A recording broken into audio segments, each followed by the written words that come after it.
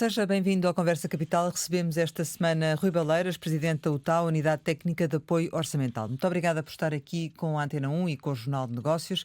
Como Muito sempre obrigado. acontece, começo por lhe perguntar o que é para si neste momento capital em Portugal. Ora bem, o capital, enfim, varia um pouco de dia para dia, mas eu, para mim, acho que realmente o capital é uma coleção de ativos muito variados, cuja missão é contribuírem para a felicidade individual e a prosperidade coletiva. E eu hoje gostaria de destacar um ativo em particular, que lhe chamo confiança. Confiança, por causa das ameaças de vária ordem que nos cercam, que cercam a felicidade e a prosperidade. Vivemos num mundo cada vez mais conflituoso e demagógico quanto à existência de respostas fáceis para problemas que são inexoravelmente complexos que as nossas sociedades enfrentam. E por isso é muito necessário preservarmos a confiança na capacidade humana para resolver com competência e inteligência esses problemas complexos. Se deixarmos de acreditar, ou se deixarmos de ter confiança no conhecimento e na boa vontade das pessoas, então, enfim, acho que será cada um por si e tanto a felicidade individual como a prosperidade coletiva deixarão de ser sustentáveis. Bom, confiança foi aquilo que muitas vezes também não existiu durante a discussão da proposta do Orçamento de Estado para 2025 e esta nossa conversa vem precisamente a propósito do Orçamento para 2025, em que a UTAU deu apoio aos deputados em todo o processo de discussão do Orçamento do Estado, que é essa a sua função, nomeadamente para a avaliação do impacto das medidas, mas já lá iremos em concreto a algumas medidas. O que eu lhe perguntava é, em termos gerais, qual é a sua apreciação técnica sobre este orçamento que foi aprovado? Bom, eu acho que é um processo que decorreu globalmente com normalidade dentro do enquadramento legal que temos. É um enquadramento, como é sabido, a minha posição sobre isso tenho uma posição crítica quanto às regras do jogo relativa à preparação da proposta de Orçamento de Estado e depois à discussão dentro da Assembleia da República e ao próprio processo de decisão. No entanto, eu julgo que, enfim, pronto, as regras foram cumpridas e isso é positivo enquanto forem estas a estar em vigor. Bom, eu acho que o processo, quando comparamos com, por exemplo, os anos mais próximos, é um processo que decorreu com maior dramatismo, por causa do quadro parlamentar difícil que saiu das eleições desde março. E reparem que o próprio processo de discussão do orçamento começou antes de 10 de outubro, ou seja, antes da data formal de início para a discussão. Em relação, digamos, aos grandes números, aos números com impacto macroeconómico, eu julgo que as metas que o Governo propôs oxalá possam ser cumpridas, porque isso nos ajuda a colocar, a minimizarmos o risco de contágio proveniente de outros países da zona euro que estão com situações orçamentais e até conjunturais do ponto de vista macroeconómico mais difíceis do que Portugal. A descida do saldo orçamental em 0,1 pontos percentuais para 0,3% do PIB, enfim, é bom continuar a ser ligeiramente positivo, prevê-se uma descida na meta da dívida de 2,6 pontos percentuais para 93,3% no final de 2025. Ora bem, foram aprovadas 248 propostas de alteração à proposta de lei e, como em anos anteriores, ninguém consegue garantir que as metas preconizadas pela proposta de Orçamento de Estado caberão nos tetos de despesa e endividamento, porque ninguém fez as contas. A globalidade das propostas de alteração. Mas eu, precisamente porque gravamos este programa sob a égide do ativo confiança, penso Está-se a referir, só para percebermos, às propostas que foram incluídas no orçamento. Sim, ao orçamento que irá para o Diário da República, sim, não é? Incluindo as alterações que lá foram introduzidas, desde alterações a artigos que o Governo havia posto, ao acréscimo, ao aditamento de novos artigos, porque são novas medidas de política. Muitas delas com impacto orçamental desconhecido, tirando, enfim, as 6 que a UTAU avaliou. Mas vocês já fizeram as contas, então? Não, fizemos as contas àquelas propostas de alteração, que foram 6 que nos pediram para medir, e nem todas foram aprovadas, mas se quiserem lá iremos depois adiante. E pronto, quer dizer, e o Governo continua com os cintos e suspensórios que o enquadramento orçamental permite, e, portanto, se o Governo descobrir durante a execução que não cabem lá todas as medidas que vão constar da lei, lá recorrerá aos instrumentos de controle da despesa do costume. Mas da sua avaliação... mal fazem à qualidade dos serviços públicos prestados aos cidadãos. Mas tem cabimento ou não tem cabimento? Quem é que consegue analisar das 240, penso que foram 248 medidas que foram aprovadas ao mesmo tempo que o Parlamento aprovou os tetos de despesa, os limites de endividamento, que não foram alterados? Teoricamente, esse é que é o grande problema do nosso processo orçamental, é que não nos dá a garantia, dada a forma como as medidas de política, o momento em que as medidas de política são desenhadas e o momento em que são desenhadas as metas financeiras do Orçamento de Estado, não há garantia nenhuma das coisas poderem casar umas com as outras. Pronto. Tem que casar, não é? Tem que caber de certa forma. Se não couberem, o que é que vai acontecer? Não vão ser executadas essas que foram agora introduzidas ou outras que já vêm de trás. Lá se vão não libertar cativações, lá se vai recorrer a instrumentos não convencionais como proibir as exceções que a lei do orçamento permite a regras como contratação de trabalhadores. Por exemplo, trabalhadores qualificados não podem ser contratados porque precisam de uma autorização casa a casa de 3 figuras do Governo. Mas a UTA não vai fazer esse trabalho agora a posteriori?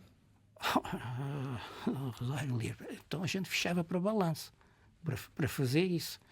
E próprias medidas muitas vezes são desenhadas com tamanha ambiguidade ou falta de detalhes operacionais, até remetem muitas delas para a regulamentação pelo qual o Governo terá que fazer. Não, isso é sempre assim. Mas muitas delas... O nosso processo tem, infelizmente, esta característica que é de não permitir isso. Aliás, e é por isso que, enfim, mais adiante, quando quiser falar sobre a reforma da lei do enquadramento orçamental, terei muito gosto em falar. Quer dizer, nós temos que pensar fora da caixa. Ainda em relação a esta proposta, a proposta que entrou, a proposta que saiu é melhor do que aquela que entrou, em termos gerais? É mais equilibrado? Assim, eu não faço juízo político sobre as funções que desempenho, permita-me não fazer um juízo político sobre a qualidade. Sim. Não, vamos lá ver, as contas que foi possível nós realizarmos, e repito, são 6 propostas de alteração. As metas, enfim, não são comprometidas. Basicamente, o excedente orçamental, se o futuro correr tal como foi previsto pelo Governo, teremos uma redução de 1/3 no saldo orçamental. Quer dizer, o saldo orçamental é mais ou menos o que está previsto, são 900 milhões de euros, mais coisa, menos coisa, não chega bem. 0,3% do PIB, o PIB previsto para 25 é na casa dos 290 e poucos mil milhões de euros, portanto, só a medida das pensões acrescenta 278, não é? Milhões de euros. Portanto, é cerca de 1/3 do excedente orçamental. Pois, mas também Portanto, não haverá nenhum drama no curto prazo, isto é, em 2025, por acomodar mais esta despesa. Extraordinária. E em relação ao impacto nos Não é próximos extraordinária, anos? é permanente, não é? Porque Eu sei, vai mas ser a base para os aumentos. é o aumento extraordinário, é isso que eu me futuros. referia, não é? Sim, sim. Mas não foram avaliados depois os impactos para os anos seguintes, não é? Não. Mas vamos lá ver. Estamos a falar de 278 milhões num volume de pensões que é na casa dos 5 dígitos de milhão de euros, não é? Portanto, as pensões em Portugal andam entre os 20 e tal mil milhões e os 30 mil milhões de euros, não é? Pronto. Enfim, se um dia quisermos falar de sustentabilidade do regime de pensões, enfim, isso teremos que fazer um trabalho à parte, porque não é essa a nossa, enfim, não temos isso na nossa missão. Sim. Mas relativamente ainda à capacidade do orçamento acomodar este aumento de pensões, tal como o Conselho das Finanças Públicas encontrou várias almofadas, nomeadamente na despesa com prestações sociais. Há a possibilidade de, em 2005, o Governo conseguir a sua meta, portanto, ter aqui uma espécie de um brilharete, ainda com estas medidas aprovadas, medidas extra que estava previsto? Sim. Objetivamente, creio que sim. Mas é importante termos todos presente que o ano 2025 apresenta-se cheio de desafios e incerteza, maiormente na frente internacional. Não são apenas as guerras com violência física e mortes, são também guerras económicas que estão aí à beira. O caso de França, o caso da Alemanha. Desde guerras tarifárias a contágios e não só tarifárias, guerras comerciais desenvolvidas com outras armas, como restrições às exportações, às sanções sobre produtores de determinados bens, como chips, para a inteligência artificial. Pronto.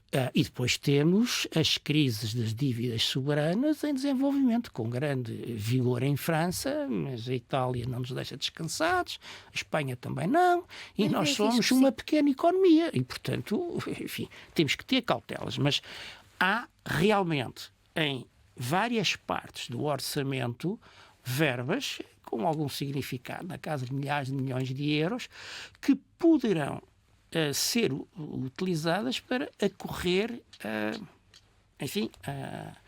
Nomeadamente onde? Olha, por um lado, nós temos os 4.368 milhões de euros de despesa, de dotação de despesa que está congelada. São os famosos instrumentos convencionais de controle da despesa, cativações, a reserva orçamental em cada ministério, a dotação provisional, a dotação centralizada no Ministério das Finanças para fins específicos, tudo isto somado vale 4.368 milhões de euros, que é um valor recorde na nossa história orçamental. Depois, ainda temos medidas que devem ser, e não nos podemos esquecer que deviam ser temporárias, que foram medidas tomadas no âmbito do pacote de inflação para procurar mitigar o impacto no custo de vida e no custo das empresas da inflação. E aí, ainda, apesar de estarmos digamos, a descontinuá-las, mas ainda lá estão 1.719 milhões de euros, entre medidas do lado da receita e medidas do lado da despesa. Depois temos também uma margem para imprevistos na sobre-orçamentação de algumas rubricas da despesa e na suborçamentação de algumas rubricas de receita.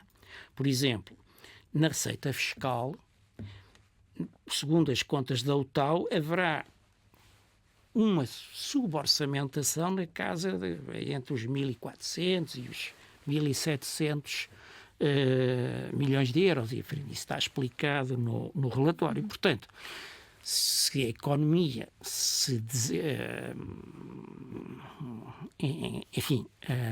nos surpreender, ainda pode ser, ainda podemos ir buscar mais recursos do que estes que aqui estão, está a ver? Depois, também, dividendos.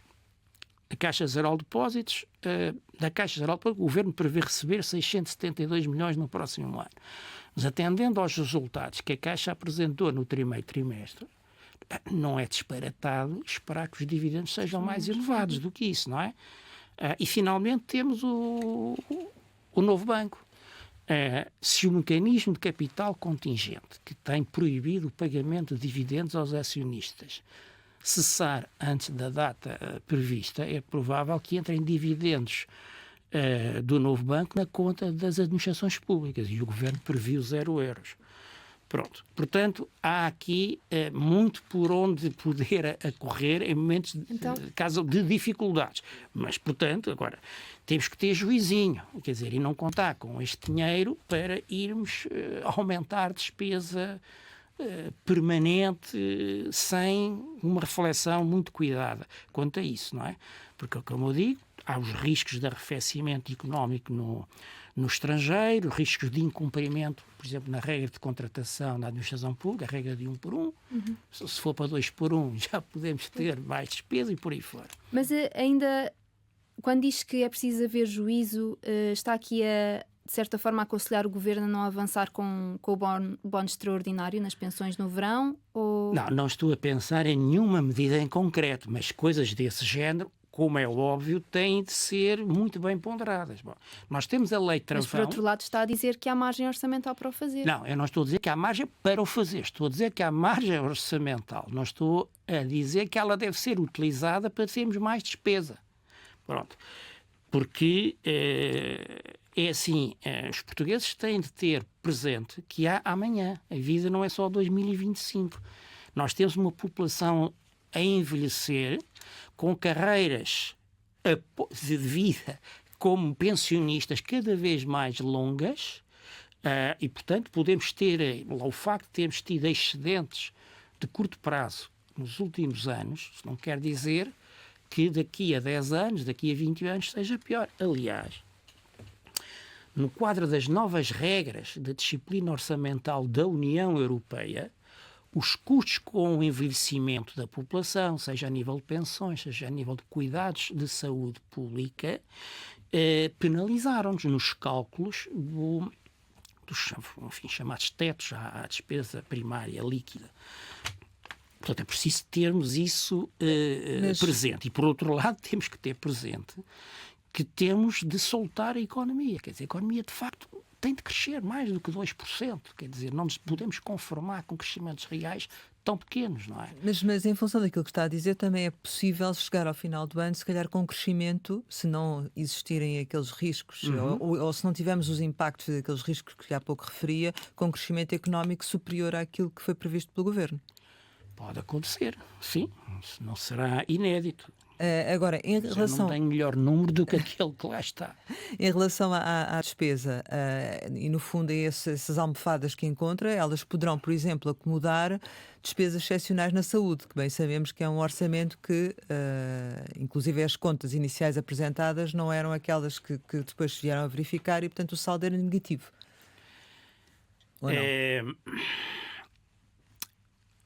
Eu não tenho responsabilidades executivas e não quero contribuir para aumentar a pressão sobre o poder político no sentido de abrir os cordões à bolsa.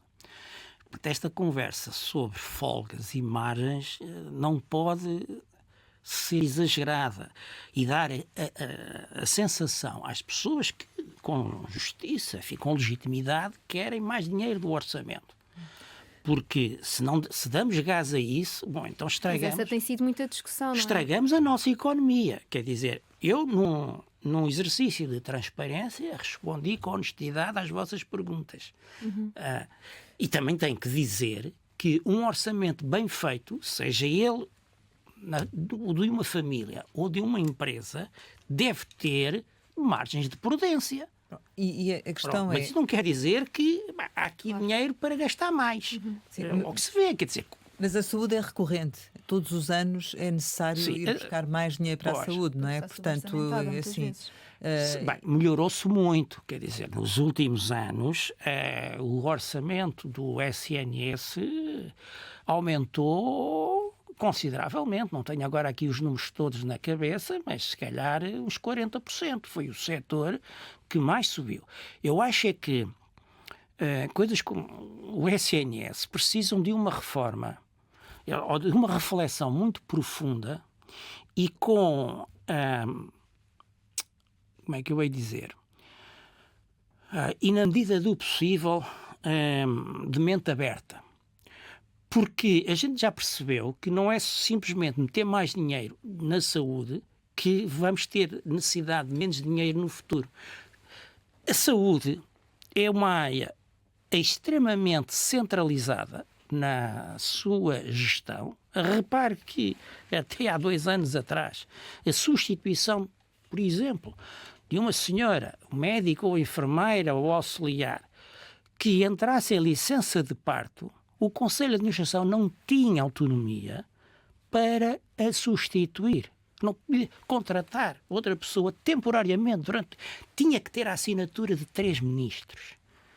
Saúde, Administração Pública e Finanças. Bem, gerindo um universo tão complexo. Essa regra já foi felizmente levantada, mas há muitas outras. Portanto, muitos instrumentos, lá está. Estes são não convencionais de controle da despesa que prejudicam muito a eficiência do sistema. E, portanto, há de facto que fazer esse exercício, e nunca é um exercício bem feito quando estamos em vésperas do Orçamento do Estado, para perceber de facto que SNS podemos sustentar nos próximos 10 anos. Mas em relação ainda à questão da despesa, significa que também há margem para acomodar, e porque estamos em forte contestação social e em negociações salariais, há margem para acomodar os aumentos salariais que vierem a surgir? Uma vez a falar mais, em despesa permanente, não é? Eu não dou alimento mais do que aquilo que já referi para isso, porque é assim, há um jogo estratégico. Quando vários parceiros estão em negociação, têm um comportamento estratégico, não é? E depois há aqui o efeito de cadeia, quer dizer, se aqueles levam, os outros também querem levar. É evidente que, de maneira geral, não custa, qualquer pessoa reconhece, que o trabalho em Portugal é mal pago. No setor privado também. Agora, nós temos de pensar como é que a economia pode gerar melhores salários. E quando digo salário, é salários líquidos. E aqui o Estado tem um papel importante. Porque é bom não esquecermos que em Portugal a tributação sobre o trabalho, falo de IRS, falo de TSUs, no caso dos trabalhadores do setor público, falo dos 3,5% para a DSE, penalizam muito o rendimento líquido. E, sobretudo, das pessoas que têm diferenciação. Mas aqui a pergunta para si talvez seja mais no sentido do ritmo da subida da despesa que vem deste ano e para os próximos anos, ou seja, enfim, porque isso não tem a ver propriamente com nenhuma medida em concreto, mas tem a ver com uma ação, com um objetivo, não é? Pois, é assim, repare, a despesa pública aumentou cerca de 11% em 2024. Felizmente, nos anos anteriores tem sido menor, na casa dos, enfim, tenho aqui uns números, entre 2019 e 2023 andou entre os 4,1 e os 8,5. Como digo, em 24 subiu para 10,9. Em termos de peso na economia, no PIB, que é a medida habitualmente utilizada, em 2019 era 41,8% do PIB. Em 2024 deverá ser mais 3 pontos percentuais, 44,3%, e no próximo ano 45,2%. É assim, num país que tem o PIB per capita que tem, temos de ter cuidado. E como digo, quando há compromissos de longo prazo para os quais estamos convocados a arranjar financiamento, pensões daqui a 10, 15, 20 anos e os cuidados de saúde. Portanto, o risco é depois não ter forma de pagar de esses compromissos. sustentar este volume de despesa nominal. Exatamente. Pode haver capacidade no imediato, mas no futuro Exatamente, não. é isso mesmo. Relativamente às cativações que também estão previstas, o Ministro das Finanças assumiu que, de facto, as cativações para 25 sobem face ao ano anterior, mas o que diz é que também se deve ao facto de as cativações poderem ser feitas a todo o tempo e não apenas na parte final do ano, digamos assim, ou seja, que isso de certo modo facilita e, por outro lado, também sobem face ao ano anterior, mas que se deve ao facto de subir a despesa sobre a qual incidem as percentagens que são cativadas. É mesmo assim? Não, vamos ver, é verdade o que ele disse, e ele disse mais outro fator de explicação para o aumento no volume de cativações, que também é verdade. Ou seja, neste ano incluíram-se no perímetro de unidades orgânicas, isto é para as pessoas verem, direções gerais, portanto, entidades da administração central sujeitas a cativações, muito mais entidades que antes estavam isentas. E, portanto, tudo o resto constante, nomeadamente as percentagens a cativar, se o universo aumenta, naturalmente em valor nominal, o valor das cativações sobe e, portanto, até tem aí o número, enfim, são 2.017 mil milhões de euros, portanto é quase metade daquele número total de 4.368 milhões que eu disse que são as dotações que estão congeladas. Portanto, elas são congeladas à partida e normalmente até há uma segunda vaga de cativações que vem a meio do ano com o Decreto-Lei de Execução Orçamental. Agora, também é verdade que os ministros setoriais, e esta foi uma inovação que vem do tempo do Fernando Medina, do orçamento para 2024 que estamos a viver, que o Ministro das Finanças já não é ouvido nem achado para descativar estas verbas, embora ele mantenha o poder sobre todos os outros instrumentos que referi. O que eu acho, sinceramente, é que é muito mais transparente e barato para o país e melhor para os gestores públicos dizerem-lhes assim: olha, o dinheiro que vocês têm para gerir a casa é X milhões de euros. Ponto final. Não há verbas cativadas. Porque isto cria uma incerteza enorme e um desperdício de recursos humanos, porque as senhoras não fazem ideia, nem eu sei o número exato, a quantidade de pedidos de excepcionamento, não só das cativações, como dos outros instrumentos que controlam a despesa, que chegam ao poder político. E não é só um papel, quer dizer, são dezenas e dezenas de páginas de documentação, não só do serviço que pede o excepcionamento, como das secretarias-gerais que acompanham as execuções orçamentais, como dos gabinetes, dos membros do governo envolvidos, como da DGO, como... quer dizer, e depois queixamos, às vezes ouve-se dizer a administração pública trabalha muito para dentro. Pois, cá está aqui um exemplo do que é que o faz. E, portanto, era preferível ter esses recursos, o tempo dessas pessoas afeto às atividades core, às atividades operacionais das empresas e não a procurar Mas porquê que acha que isso não acontece? Olha, não acontece, primeiro porque acho que às vezes há muita dificuldade coletiva em pensar fora da caixa. E quando se procura mudar uma coisa, são só mudançazinhas de pormenor, paramétricas, como os economistas gostam de dizer. E às vezes é preciso olhar para o todo e com olhos de ver. Depois, não mudam também por causa do mau processo legislativo orçamental que nós temos. Quer dizer, o facto de poderem aparecer tantas surpresas, tantas medidas de política novas dentro do Parlamento que podem ameaçar as metas do saldo e da dívida, levam os governos a não quererem prescindir destes instrumentos de controlo da despesa e de intervenção ao nível nano na vida das empresas. Está a ver? Quando se chega ao ponto de ter que ir a 3 ministros pedir autorização para substituir uma trabalhadora por 6 meses ou 8 meses da licença de parto, caramba! Mas isso no atual contexto político não terá a ver também com o facto de o governo não ter realmente controle também total sobre as alterações que pode ou não fazer, uma vez que a oposição pode aprovar medidas que o governo não concorda? Claro que é maior.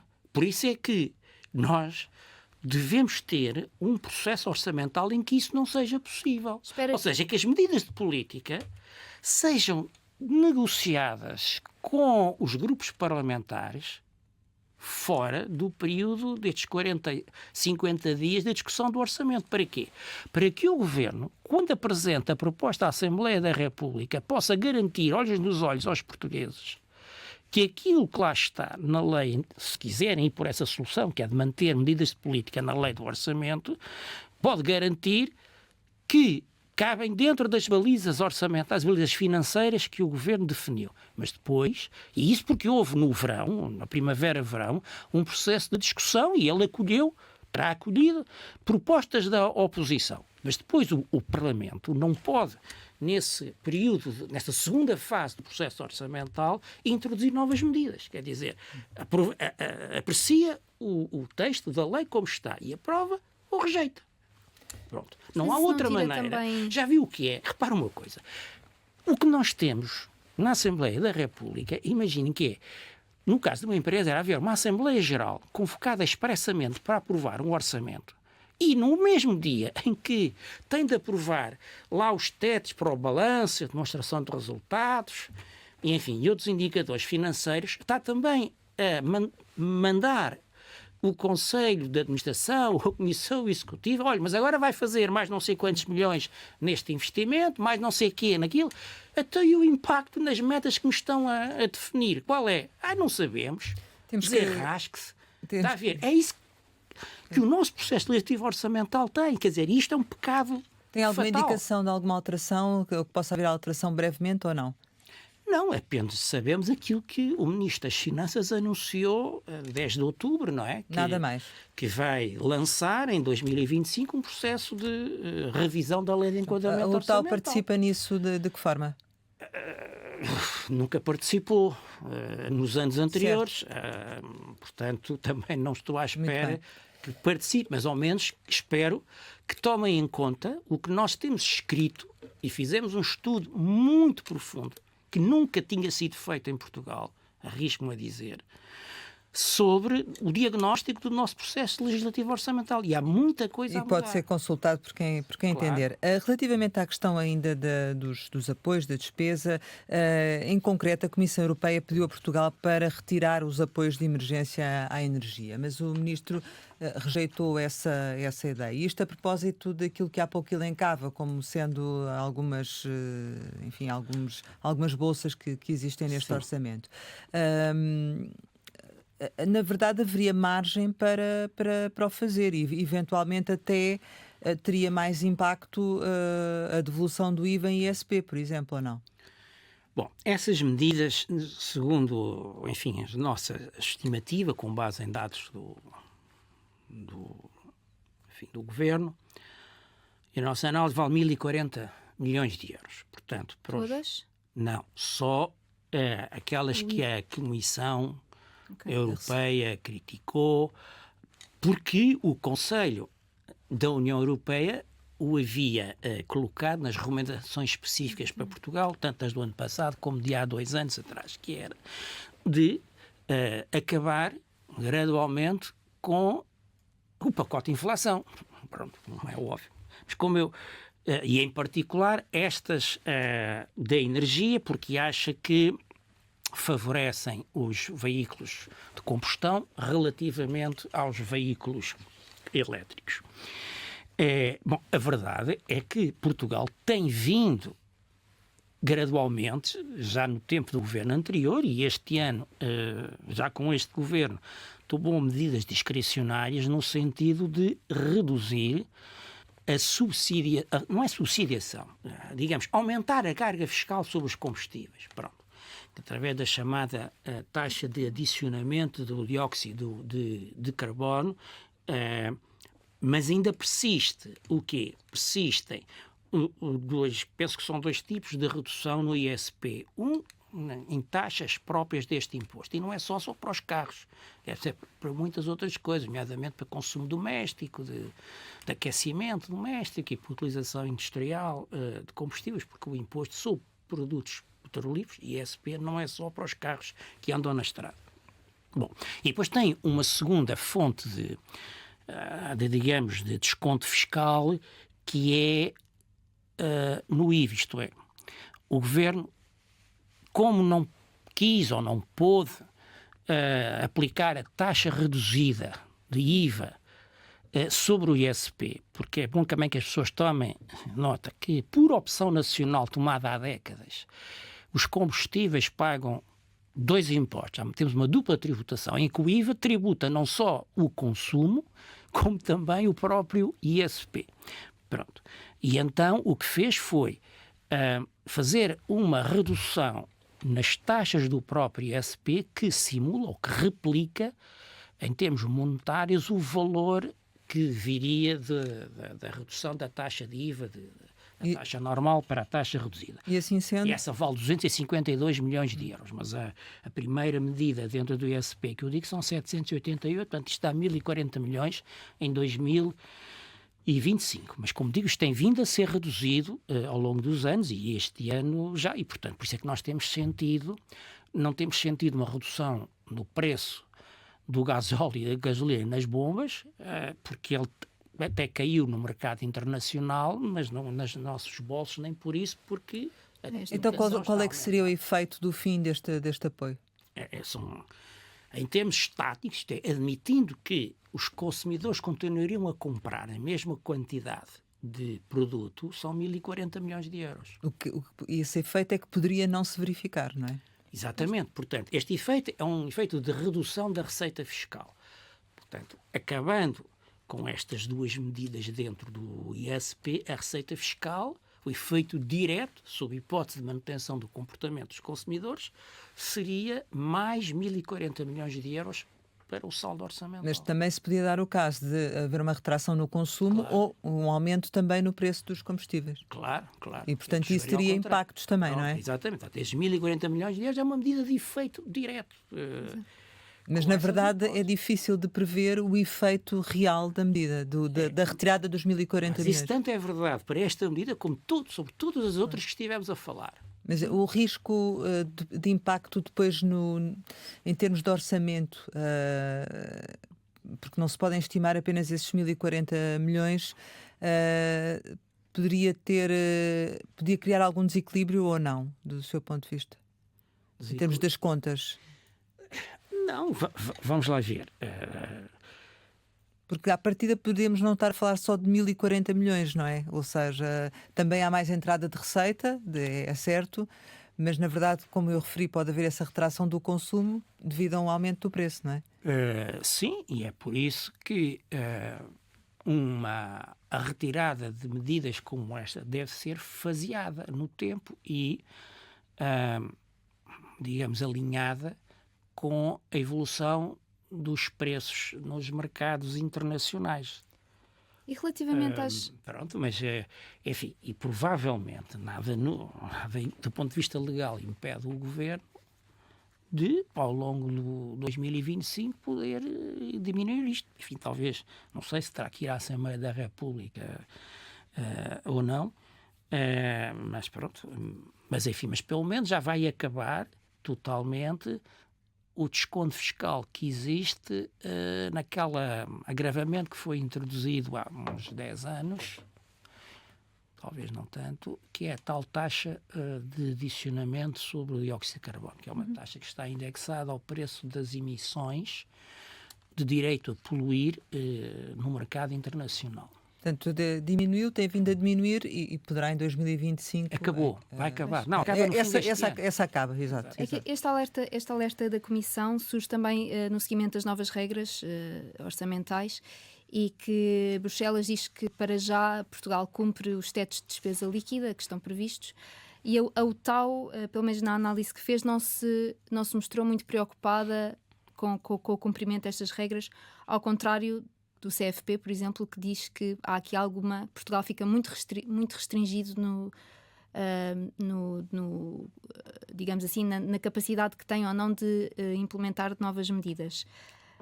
O que é que as novas regras podem significar para Portugal nos próximos anos? Bom, sim, eu acho que é preferível, é desejável começar um bocadinho de pedagogia.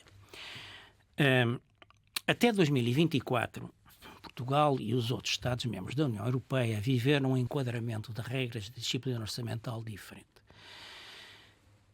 Na verdade, essas regras, aliás, Portugal tinha por vontade própria, também há vários anos, uma regra nacional de tetos de despesa, chamado quadro plurianual das despesas. Não era cumprido, não é?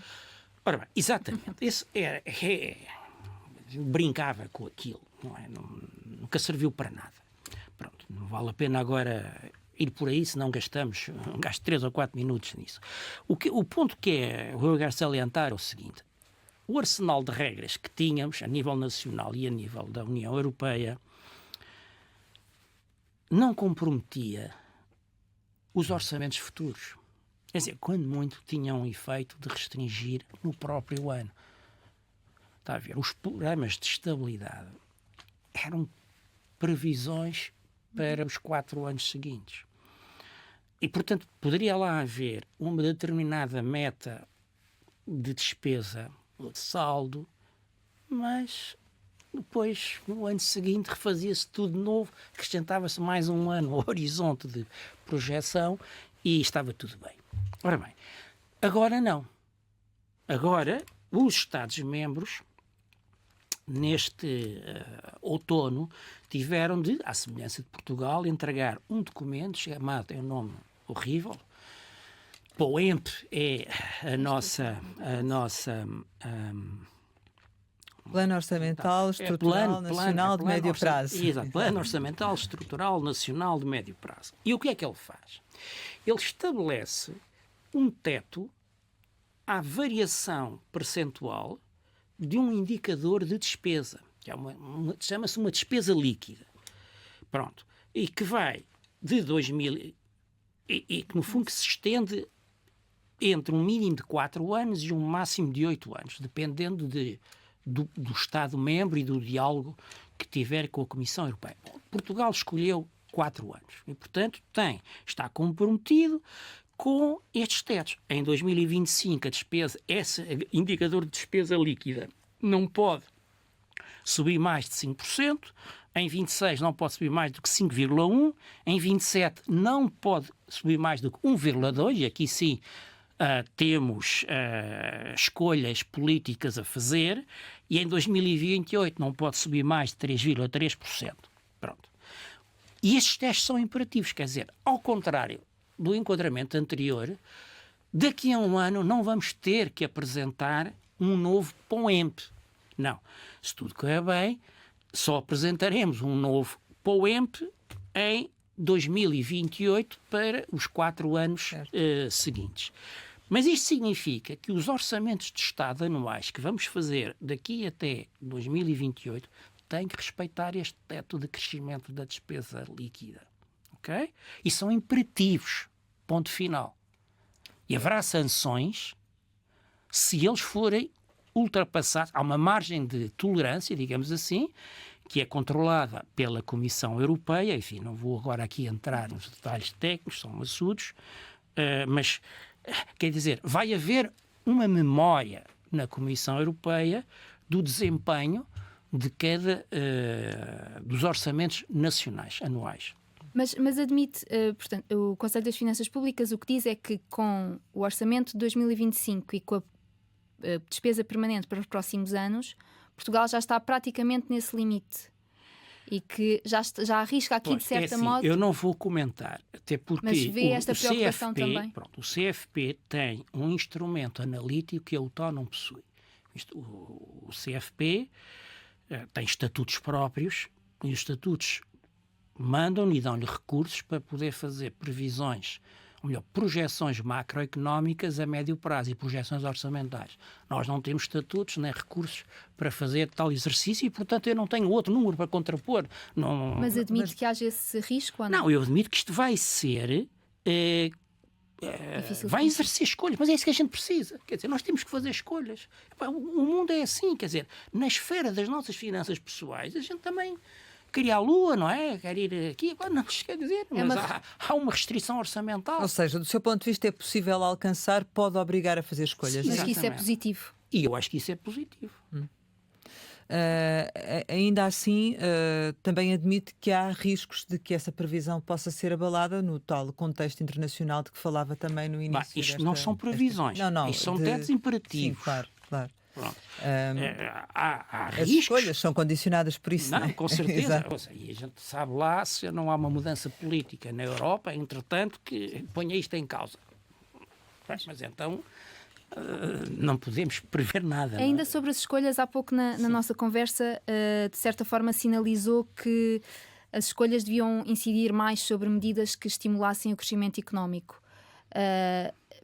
Percebi também pelas suas palavras que de certa forma sinalizava aqui uma redução da carga fiscal. O governo tem defendido muito a questão do IRC para alavancar a economia. É um caminho, do seu ponto de vista? Bom, eu já me está a fazer perguntas que eu não gostaria muito de me envolver, mas digo-lhe apenas o seguinte: não seria a minha preferência, número 1, mexer no IRS, sobretudo nestas taxas estatutárias. Eu apostaria antes na redução progressiva, até acabar com ela, a estrutura progressiva de taxas no IRC, conhecido como a rama estadual. Só que aquilo, embora seja pago por poucas empresas, ainda vale mais de 1.000 milhões de euros, como nós avaliámos na semana passada. Portanto, porque é muito mau do ponto de vista económico. Quer dizer, nós não podemos tratar uma empresa como um indivíduo. Quer dizer, um indivíduo faz sentido redistribuir rendimento entre pessoas. Não faz sentido redistribuir rendimento entre empresas. Tratar empresas como se precisassem de uma previdência social. Pronto. Mas, apesar de tudo, eu acho que seria prioritário, uma vez que não podemos fazer desagravamentos fiscais irresponsáveis do ponto de vista financeiro, eu, sinceramente, ainda mais importante do que mexer no IRS, acho que é no IRC, acho que é mexer no IRS e na forma de financiarmos os regimes de previdência social. Porque nós termos, digamos, uma mão fiscal que vai buscar 50%, 60% de variações marginais no salário nominal é esmagador. Esmagador para as empresas, esmagador para os trabalhadores. Recordem-se do estudo que nós fizemos no primeiro semestre sobre os professores, o aumento dos professores.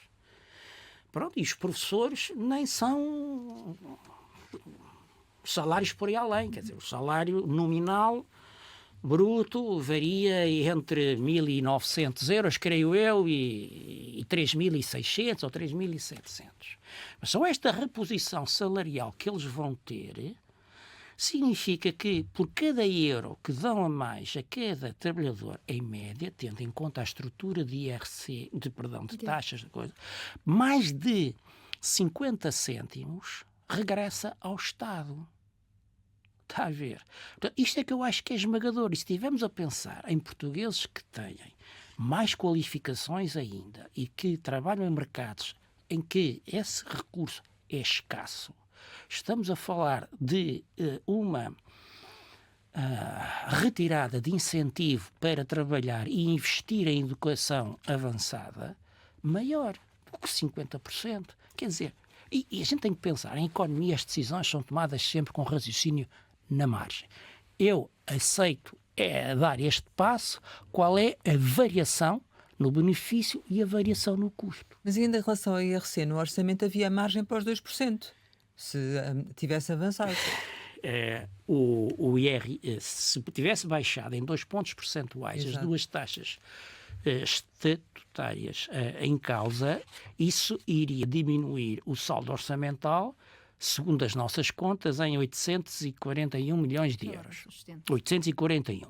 Aquilo que foi aprovado foi a proposta inicial do Governo, de redução de apenas 1 ponto percentual, e, portanto, isso tem um impacto no saldo de menos 421 milhões de euros. Eu quero acreditar que este Foi uma boa opção, impacto então. já está incluído no excedente de 0,3 com que a discussão parlamentar se iniciou. Esse impacto da Mas descida o de governo 1%. nunca... Sim, embora Agora- o governo nunca o tenha Não, o quantificado. governo atira esse impacto só para 2026. Não, é verdade, é verdade. Sim, isso haverá uma fração mínima em dezembro de 2025, quando as empresas tiverem de fazer as contas ao terceiro pagamento por conta. Mas o grosso da coluna é verdade, e fez bem a lembrar-me, é em 2026. O 2% comprometia depois o excedente, não é? A redução dos 2%. Em 2026, lá está, o Exato. impacto em 25 seria marginal. Pronto, isto é o efeito estático, é o que a gente Certo, está a avaliar. certo. Já fica de fora saber aquilo, as pessoas que defendem esta redução do IRC, não, mas isto vai aumentar o volume de negócios, a matéria coletável, e, portanto, num médio prazo, Há um é uma retorno. medida que se pode pagar, pelo menos parcialmente, a si próprio. Mas eu não entro nesse... Há uma última questão, porque o tempo voa, já estamos a chegar ao final, que tem a ver precisamente com esta parte fiscal, porque está anunciada uma reforma de simplificação fiscal e dos benefícios fiscais. O que é que, do seu ponto de vista, poderia aqui ser feito? Olha, eu acho que aqui precisamos, de facto, de uma leitura estrutural desta matéria. O seu jornal, o Jornal de Negócios, titulava, creio que no verão passado, que os benefícios fiscais em 2023 atingiram 16,6 mil milhões de euros.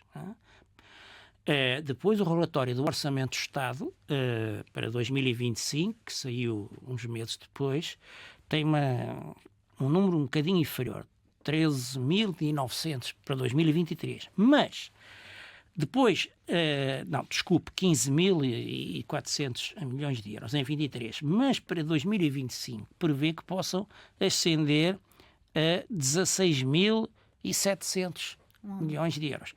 É muita massa. Há uma parte importante, no entanto, que está no IVA. Porque o IVA, a taxa reduzida, e o IVA, a taxa intermédia, é considerado despesa fiscal ou benefício fiscal.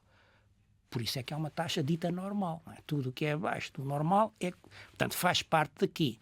Pronto, não é... E é um valor, enfim, lá está, com 5 dígitos de milhões de euros. Mas temos aqui problemas de fundo. Porque os problemas de fundo são estes, quer dizer, os benefícios fiscais têm de ser muito bem justificados.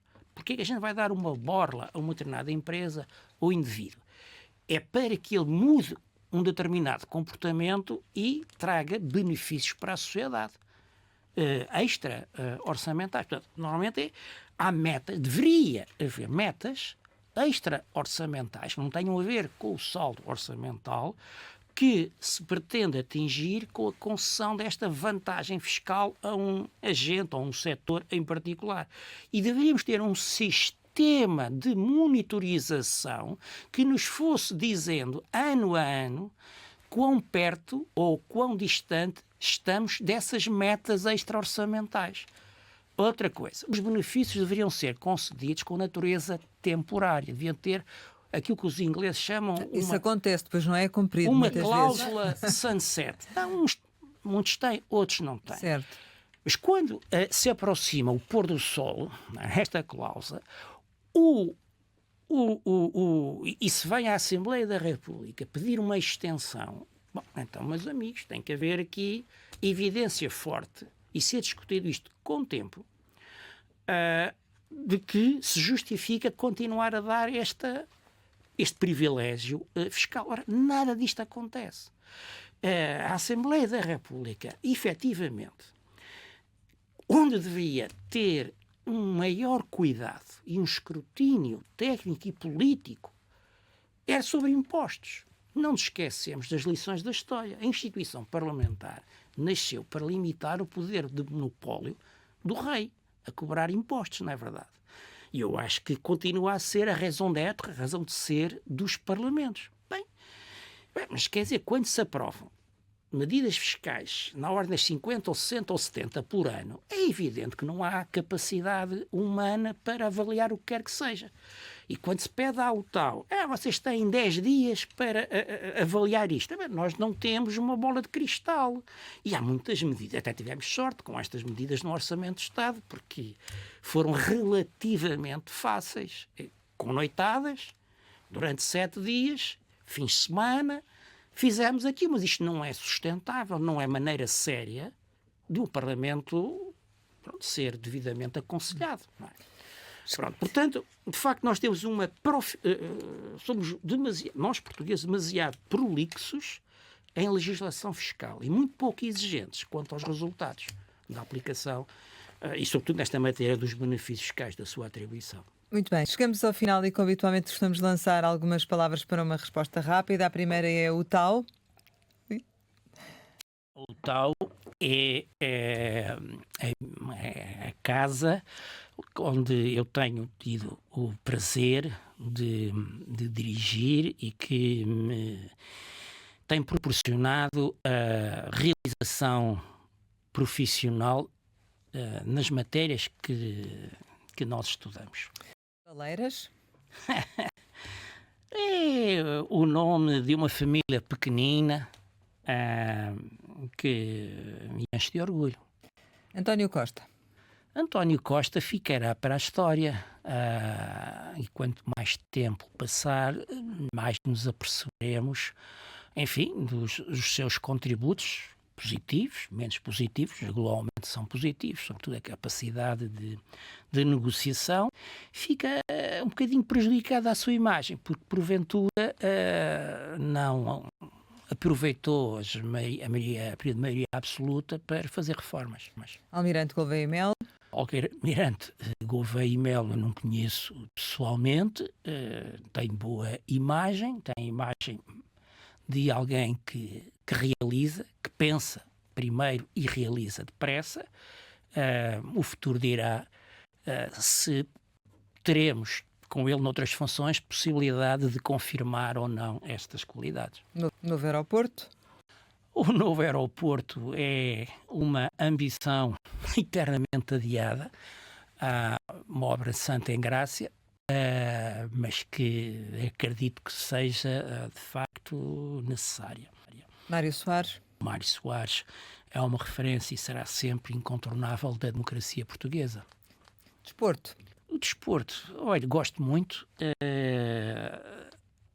de o praticar, gostava de praticar mais do que faço e que já me deu várias medalhas de mérito esportivo traduzidas em idas ao hospital. Sporting? Sporting é o meu clube de sempre. Família? Família é o Porto de abrigo. Natal?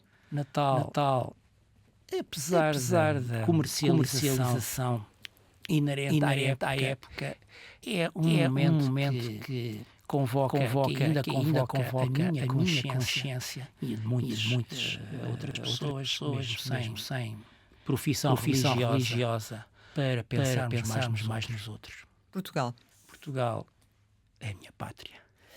Rui Baleiras, muito obrigada por ter estado aqui com a Antena 1 e com o Jornal de Negócios. Pode rever no RTP Play esta conversa capital com o presidente da UTAU, Unidade Técnica de Apoio Orçamental. Regressamos para a semana, sempre neste dia, esta hora, e claro, contamos consigo.